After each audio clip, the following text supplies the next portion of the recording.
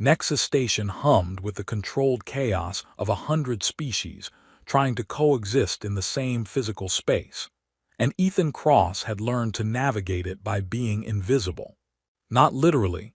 Humans didn't have cloaking technology despite what the action vids suggested, but functionally. He kept his head down, his toolkit organized, and his interactions polite but forgettable. After 6 years maintaining the station's quantum systems, he'd perfected the art of being someone people looked past rather than at. The morning started like most mornings. Diagnostic sweep of the diplomatic quarters translation nodes. 3 minor repairs that took less time than the documentation required, and lunch in the technical staff cafeteria, where the food was terrible, but at least consistently terrible across all species' dietary requirements. "Cross, you're on standby for the summit this week," his supervisor announced during the afternoon briefing, a saurian named Veskril whose scales shifted through annoyed colors whenever dealing with human bureaucracy. "They want technical support positioned near the main conference chamber, just in case." "Just in case of what?" Ethan asked, already knowing the answer. "In case something breaks and delegates blame us rather than their own terrible planning." Veskril's scales settled into resigned purple. "Politics. Pay is double time for duration of summit, hazard bonus if you actually have to interact with ambassadors." Ethan nodded, making notes in his tablet. The Kepler Gateway negotiations had been building toward crisis for months, multiple species claiming rights to a newly discovered wormhole route, each with arguments ranging from legally dubious to completely fictional. His job was to make sure the translation systems didn't fail while they argued, which seemed both critically important and fundamentally pointless. The diplomatic wing was busier than usual when Ethan arrived for his shift. Delegates moved between conference rooms trailing assistants and security details. Their conversations, a babel of languages the translation nodes struggled to process simultaneously. Ethan slipped through them like water finding paths around rocks, polite nods, mumbled apologies when he had to squeeze past important beings having important discussions. He was replacing a malfunctioning node in Conference Room 7 when she entered. Ethan noticed her the way he noticed system anomalies, peripherally at first, then with sharp focus once the pattern didn't fit expectations. Most delegates ignored maintenance staff completely, but Ambassador Kaelson Vareth acknowledged his presence with a slight nod before settling into one of the adaptive chairs. She was Alvari, tall, elegant, with skin that shifted through subtle metallic sheens in the room's variable lighting. Her species was known for technological sophistication and carefully maintained neutrality in most conflicts, which made her presence in these negotiations significant.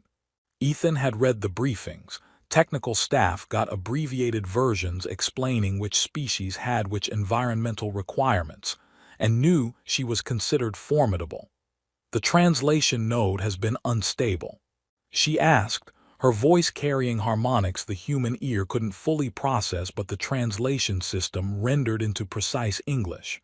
Ethan looked up from his work, surprised to be addressed. "Yes, Ambassador. The quantum coherence was degrading, causing intermittent failures. Should be fixed within the hour." Intermittent failures during high-stakes negotiations could be problematic. "Yes, ma'am.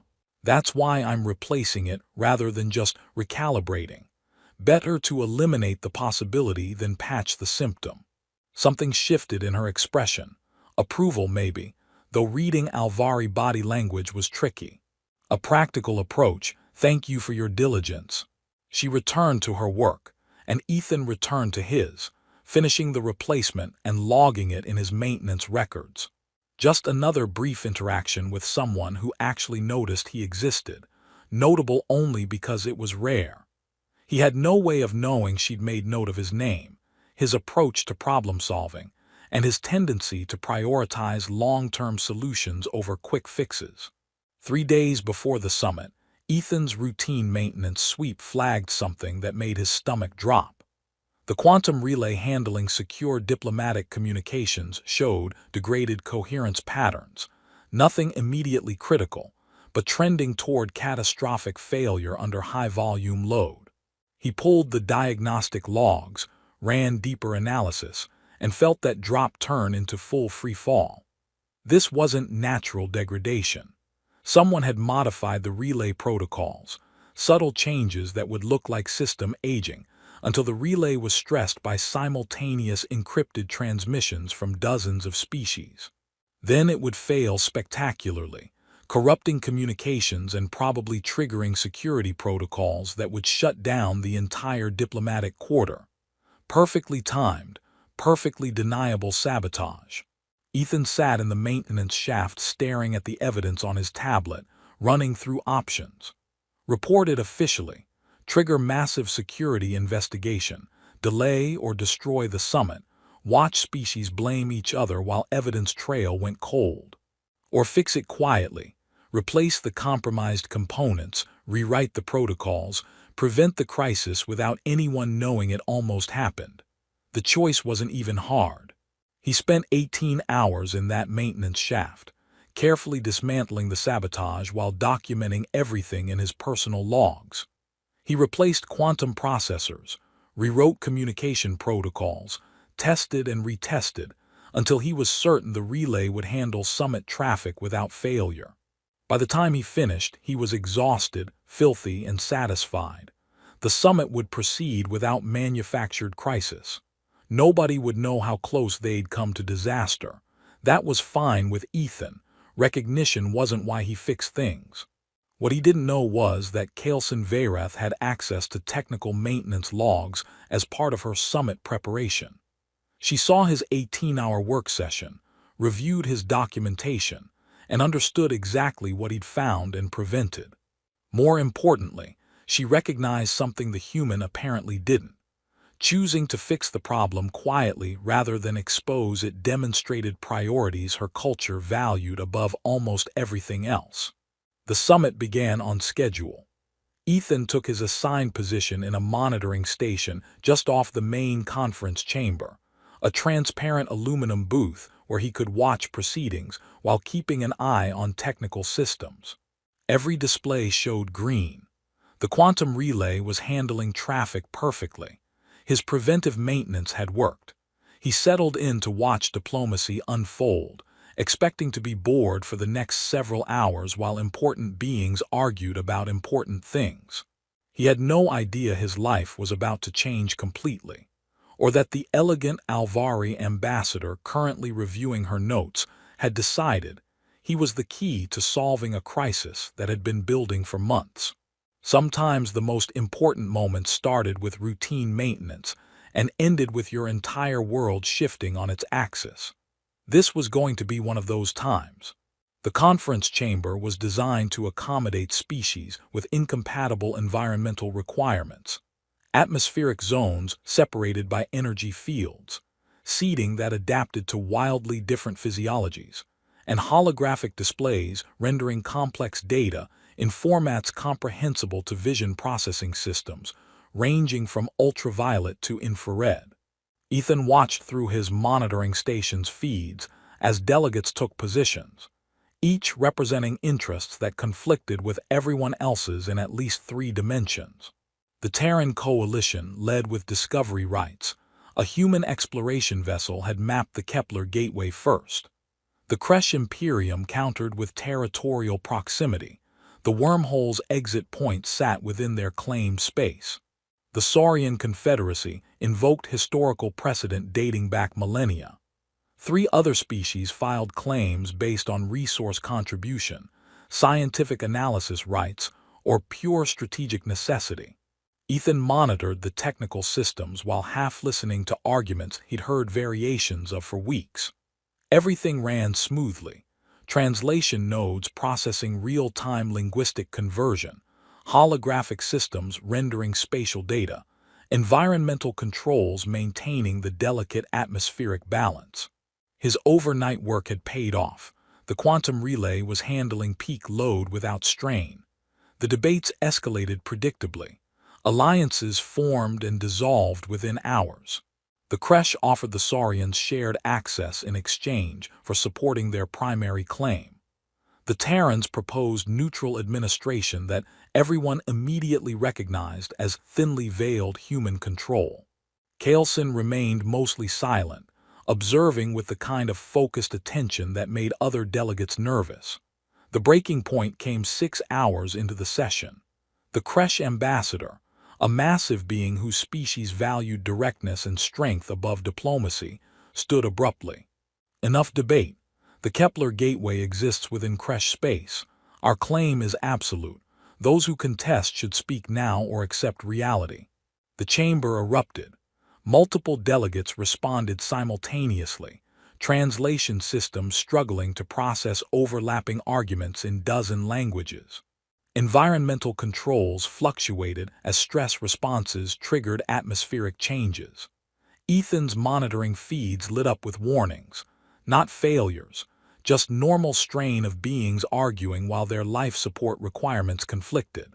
Then Kaleson stood. She didn't raise her voice or make dramatic gestures, but something in her posture commanded attention. The chamber gradually quieted, delegates turning to face the Alvari ambassador, whose silence had been more notable than others' speeches. The Kepler Gateway cannot be claimed by any single species, she said, her words rendered into dozens of languages by the systems Ethan maintained. Its strategic value is too great. Granting control to one faction creates permanent resentment among all others, but neither can we accept neutral administration. Such arrangements favor those with resources to exploit them. The Kresh ambassador bristled. Then what does Alvari propose? More committees, additional negotiations. We require decision, not delay. I propose a partnership model, Kaleson said calmly. Not shared control among all claimants that invites paralysis, but structured alliance between key stakeholders, with binding agreements on access, resource distribution, and security protocols. And who determines these key stakeholders? The Terran delegate asked skeptically. Who decides which claims have merit? Kaleson didn't answer immediately. Ethan, watching from his monitoring station, saw her eyes move across the chamber with deliberate purpose. Then she turned and looked directly at him. Through the transparent partition, their eyes met. Ethan felt confusion spike. Why was she looking at him? He checked his displays reflexively, searching for system failures she might be silently indicating. Everything showed green. Then Kaleson walked, not toward the podium where speakers typically stood, but toward his monitoring station, toward him. The chamber erupted in confused murmuring. She opened the partition door and stepped into his station. Every delegate was now staring. Ethan stood automatically, his mind racing through possibilities that made no sense. Ambassador Verath, is there a technical issue? She took his arm, not roughly but with firm certainty. And she turned to face the chamber, speaking with absolute conviction. He is my partner. The room went silent, complete instant shocked silence. Ethan's brain stopped processing.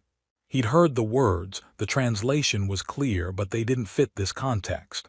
Kaleson continued, still holding his arm. Ethan Cross, Quantum Systems Technician of Nexus Station. 3 days ago, he discovered sophisticated sabotage targeting communication, relays essential to these negotiations. He could have reported it officially, triggering investigations that would have destroyed this summit. Instead, he quietly repaired the damage, prioritized diplomatic success over personal recognition, and ensured our discussions could proceed without suspicion poisoning our efforts. She paused, letting this register. Ethan felt dozens of eyes fixed on him with intensity he'd never experienced. The Alvari do not use the designation partner casually. It signifies absolute trust, strategic alliance, and emotional unity. It is bestowed only upon those we consider essential to our future. Ethan Cross demonstrated qualities Alvari value above all others: competence without arrogance, service without expectation of reward, and wisdom to prioritize collective benefit over individual advancement. The Terran delegate found his voice. Ambassador, with respect, Are you suggesting a technician should be involved in negotiations regarding the Kepler Gateway? I am stating, Kelson corrected, that he has proven more committed to these negotiations' success than most beings in this chamber. I am declaring that the Alvari Dominion recognizes him as partner, with all political and social weight that designation carries. And I am proposing that partnership model for Kepler Gateway administration be built on the principle he demonstrated. Competence and integrity matter more than rank or species. The Kresh ambassador's posture radiated barely controlled anger. This is unprecedented. You elevate maintenance worker to make political statement. I elevate, Kelson said, her tone acquiring an edge. A being who prevented catastrophe while asking nothing in return. If that concept seems strange, perhaps your species should examine its understanding of value. Ethan finally found his voice. Ambassador, I appreciate the recognition, but I'm not a diplomat. I don't have authority to. You have my authority, as my partner, if you choose to accept the designation. Her eyes met his, and Ethan saw beyond political maneuvering. There was sincerity there and something else, respect he'd never been offered before. She wasn't using him. She genuinely meant this. Ethan struggled. I don't understand what accepting would mean. It means you would have voice in Alvari diplomatic decisions, that I would trust your judgment on significant matters, that we would work together to find solutions others miss while focusing on traditional power structures. She paused. It also means your life becomes considerably more complicated. The chamber remained silent, delegates processing this unprecedented development. Ethan's mind raced. Part of him wanted to decline politely, retreat to comfortable invisibility. But another part, one he didn't know existed until this moment, was considering possibilities he'd never imagined. The sabotage, he asked quietly. Do you know who was responsible? Not yet, but investigation becomes easier now that we know it occurred. Your documentation was thorough. And if I accept partnership, I'm immediately in middle of interstellar politics I don't understand, probably making enemies I can't identify, definitely no longer invisible. Yes, Ethan took a deep breath, looked at assembled delegates, some hostile, others curious, a few intrigued by Kelson's audacity, looked at Kelson herself, still holding his arm, waiting patiently without pressure. All right, he said. I accept. The chamber erupted, and Ethan's life as invisible technician ended forever. The immediate aftermath was controlled chaos. Security arrived to secure the sabotaged quantum relay. Station Administrator Veskrel demanded debriefing about technical details. Delegates approached with congratulations ranging from genuine to transparently calculating. And Ethan stood beside Kelson, trying to process his sudden transition from invisible maintenance worker to diplomatic partner of one of the galaxy's most influential ambassadors. Kelson navigated it with practiced skill, providing enough information to satisfy security while controlling the narrative. Yes, sabotage was discovered. Yes, it was sophisticated. No, they didn't have definitive evidence yet. Investigation would proceed, but shouldn't derail negotiations. Through all of this, Ethan remained beside her, learning by observation. Various delegates approached, some to probe for information about his background, others to make thinly veiled threats about consequences if he proved destabilizing. The Kresh ambassador confronted Kelson during a recess. This partnership claim, it is political theater. You use human to make statement about Alvari independence. I use accurate designation for a being who earned it. If you interpret that as political statement, perhaps that reflects your assumptions more than my intentions. He is technician. He has no diplomatic experience. He has understanding of how systems work and fail. That may be more relevant than decades producing only deadlock. After the confrontation, Kelson took Ethan to her private office, a space designed for Alvari sensibilities with adaptive lighting and responsive furniture. I apologize for putting you in this position without warning, she said. Advance notice would have been courtesy, but would also have given you time to refuse. You manipulated me, Ethan said, more curious than angry. I created circumstances where you would make the choice I hoped you would, yes. She met his eyes steadily. I could claim it was purely strategic. That would be true but incomplete. What's the complete truth? I have spent 30 years in diplomatic service. I have seen every form of manipulation, every variety of political calculation. She paused. What you did, fixing critical systems without seeking recognition, that is so rare it qualifies as revelation. I wanted someone like you beside me, someone who still believes solving problems matters more than claiming credit. I'm not naive. I know beings pursue self-interest. I just don't see the point in making everything complicated when simple solutions exist. That perspective is exactly what makes you valuable. These negotiations have stalled because every faction pursues maximum advantage. What they need is someone asking, what solution actually works, regardless of who gets credit? Over the next 3 days, Ethan received intensive education. Alvari diplomatic staff briefed him on historical context, strategic interests, unstated alliances. He absorbed information methodically, asking questions that sometimes surprised his tutors with their insight. He also learned about Alvari partnership customs. The designation carried significant weight, legal standing to speak on each other's behalf, shared resources, obligations of mutual support considered sacred. Dissolving partnership was possible but socially catastrophic. So when you declared me partner, Ethan said during one briefing, you weren't just making political statement. You bound yourself to me in ways that could damage your standing if I fail. Yes, confirmed the cultural liaison. Ambassador Vareth took significant risk. Your success reflects on her judgment. Your failure would suggest her assessment was flawed. Ethan also faced hostility. Messages suggested he was in over his head, should withdraw before damaging both himself and Kaleson. Some were genuinely concerned. Others clearly wanted him removed as obstacle. The breakthrough came during an informal reception. Ethan attended at Kaleson's side, uncomfortable in formal attire she'd insisted he acquire. Then he overheard 2 delegates, Terran and Kresh, arguing about Kepler Gateway transit capacity, each claiming their data was accurate while the others was suspect. Ethan listened maybe 30 seconds before he couldn't help himself. Excuse me, but you're both using different measurement standards. If you convert to consistent units, your numbers actually align within margin of error. Both delegates stared. The Terran recovered first.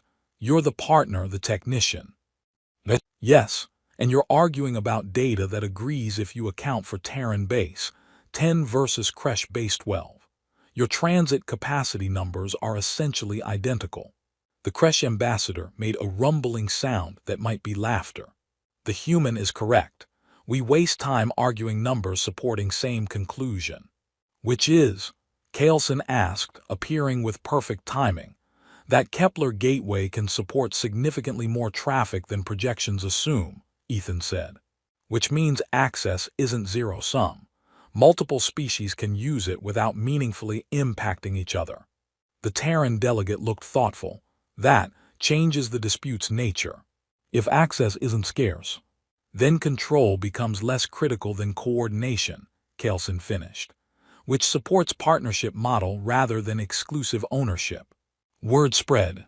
Ethan found himself increasingly consulted on technical aspects, not as diplomatic expert, but because he could cut through political posturing to identify what was physically possible.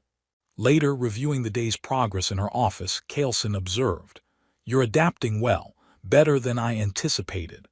I'm just doing what I always do, looking at problems and figuring out what's actually wrong versus what people think is wrong." That skill is rarer than you realize. Most diplomats obscure root problems with elaborate solutions. You expose them with simple questions. She paused. The partnership is working, Ethan, not just politically, personally. Meaning, meaning I am glad I took the risk of claiming you, and I hope you feel the same about accepting.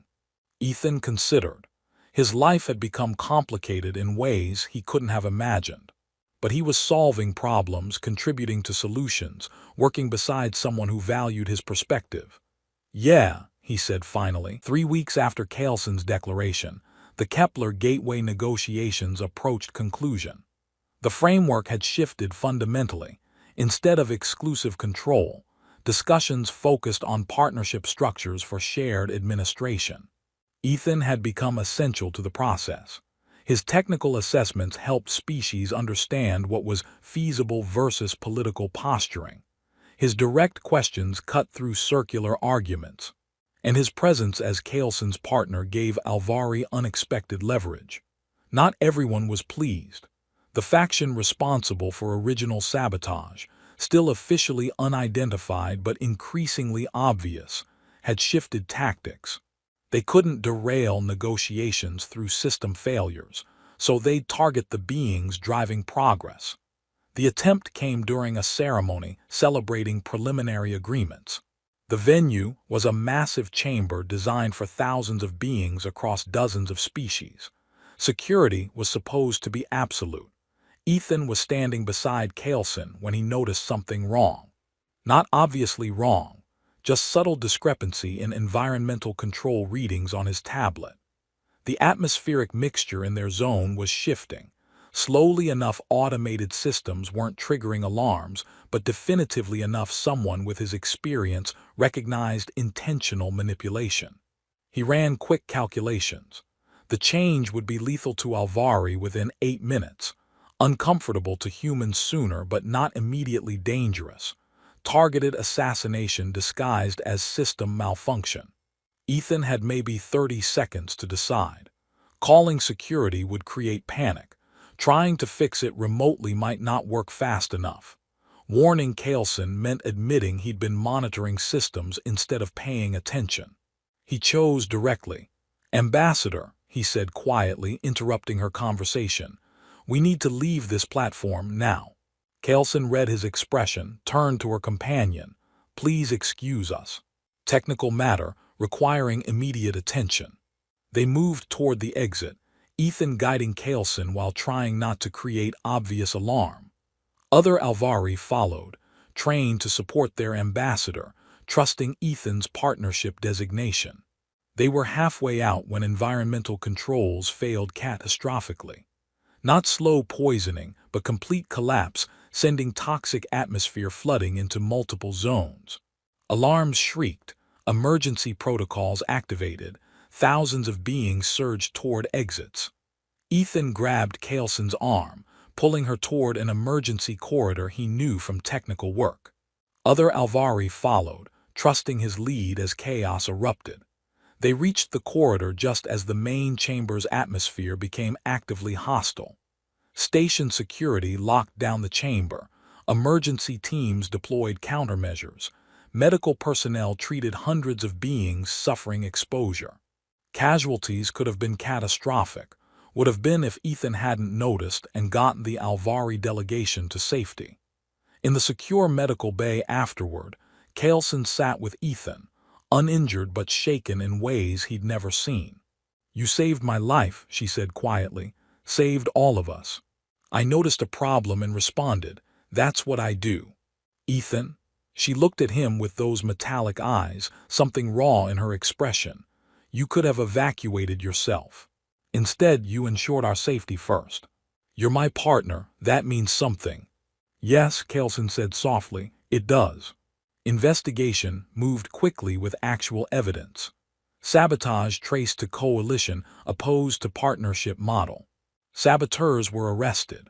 Their governments distanced themselves while quietly appreciating the attempted obstacle removal.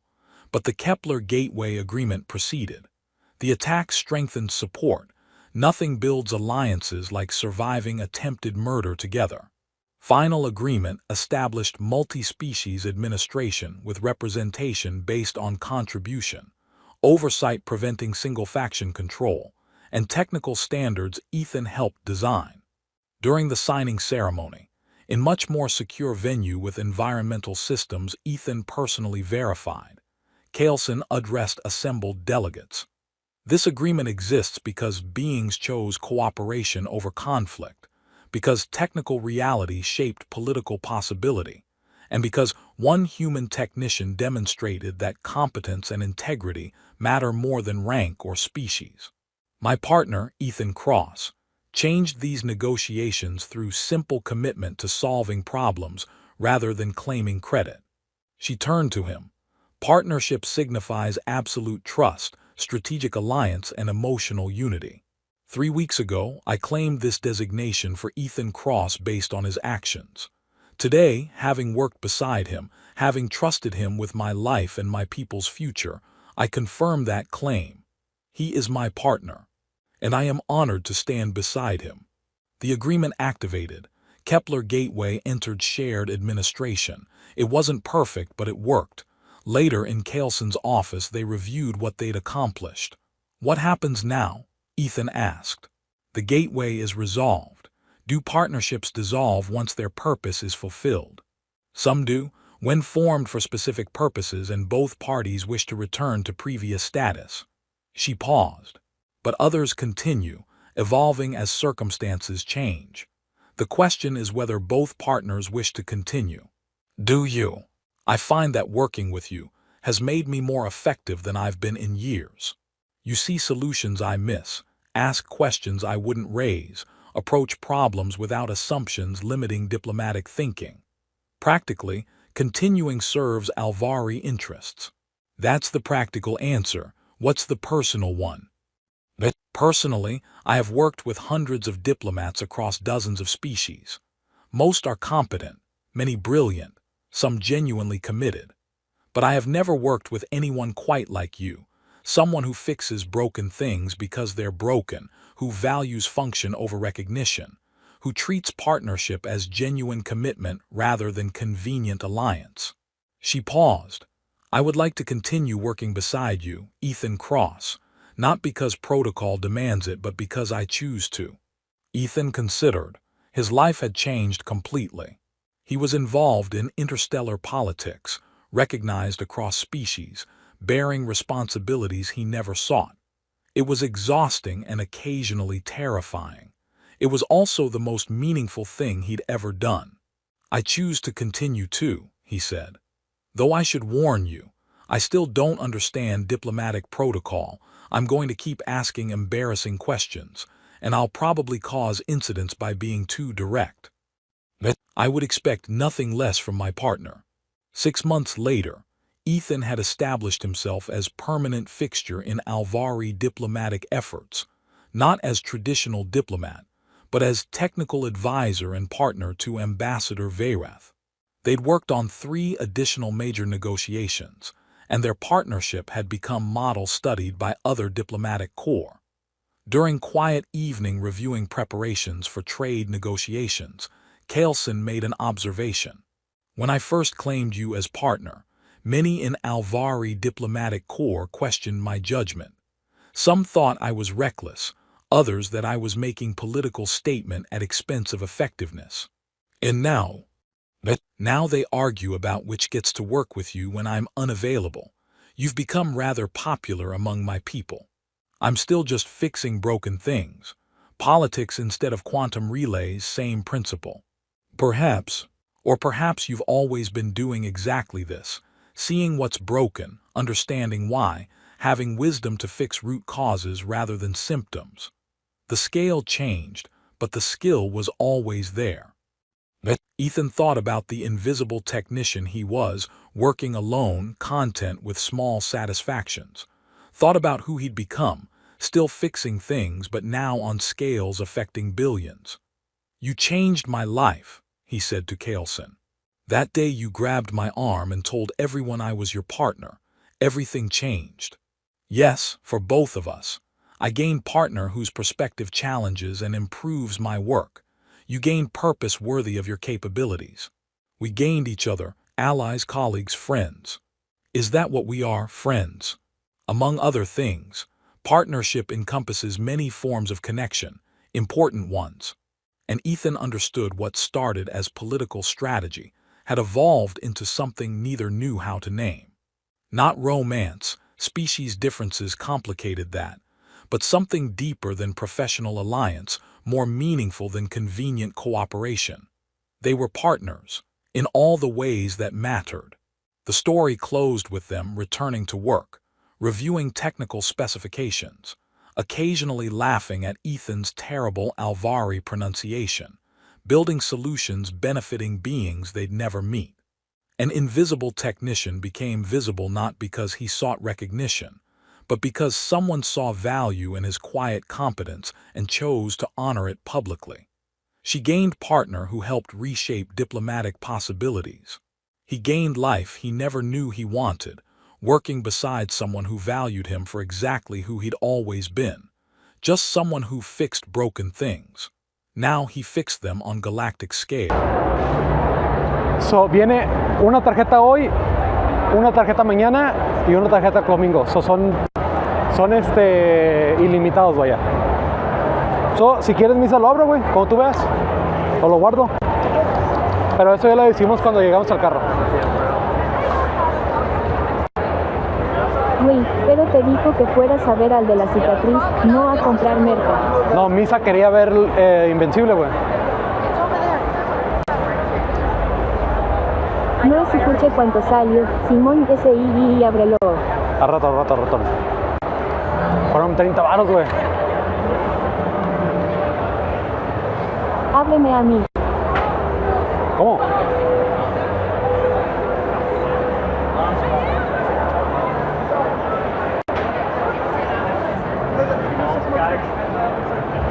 Hable las piernas de James. ¿Yo? ¿Me quieres dejar traumado? ¿Qué chingados? Ahora que lo pienso, güey, no hemos ido al segundo piso, ¿eh?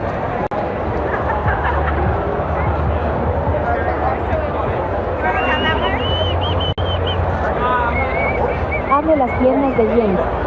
¿Yo?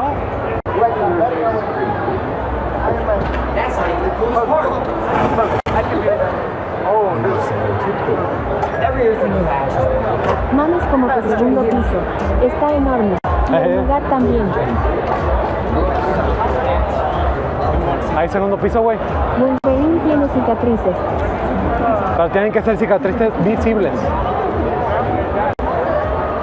O tengo que la... Enfoca los cosplay no MMs. Perdón. La Maki es la que tiene cicatrices, vaya. ¿Por qué se me quedó viendo muy feo ese vato? Hola.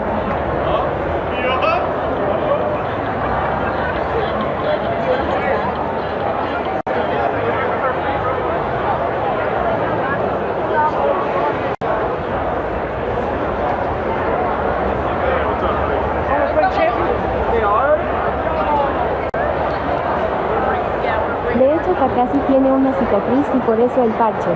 Te voy a dejar una cicatriz a punta de frutazos para que aprendas. Puta madre, perdóname, güey. Voy, Inga, ya te sientes un poco mejor. 2-3. La agüita me levantó tantito. Vamos al segundo piso.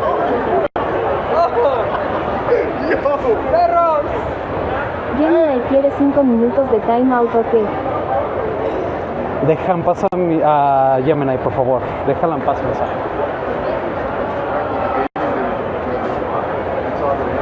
Déjala en paz, güey, déjala en paz. ¿Qué dijo? ¿Qué dijo? Kakashi.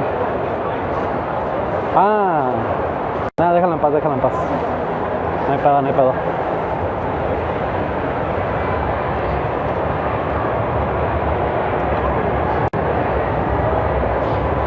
La verdad es que sí es Kakashi. Kakashi.